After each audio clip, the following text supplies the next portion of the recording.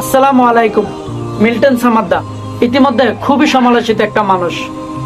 Milton সামাদ্দারকে চিনে না আমাদের মধ্যে খুব কম মানুষকেই খুঁজে পাওয়া যাবে।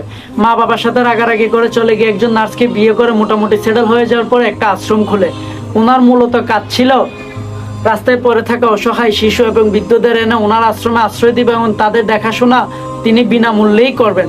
কিছুদিন আগে ওনার আশ্রমে ডিবি পুলিশ যায় এবং ওনাকে জিজ্ঞেস করে যে আপনি কত বছর ধরে এই আশ্রমটা পরিচালনা করতেছেন। উত্তরে তিনি বললেন, আমি আমার আশ্রমটা প্রায় দীর্ঘ 10 বছরের অধিক সময় ধরে পরিচালনা করছি। ডিবি পুলিশ আবার তাকে জিজ্ঞেস করলেন, এই 10 বছরে কতগুলো মানুষ মারা গেছে? উত্তরে তিনি বললেন, এই 10 বছরে প্রায় 900-এরও অধিক মানুষ মারা গেছে। ডিবি পুলিশ সেই 900 মৃত মানুষদের ডেথ সার্টিফিকেট দেখতে চাইলেন এবং মিল্টন সামাদ্দার দেখাইতে ব্যর্থ হলেন।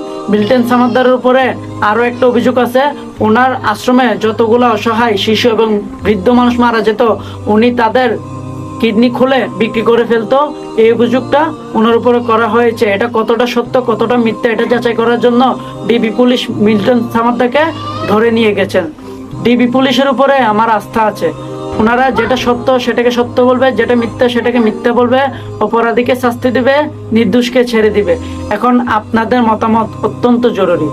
আপনারা আপনাদের মতামতটা অবশ্যই কমেন্টে জানাবেন।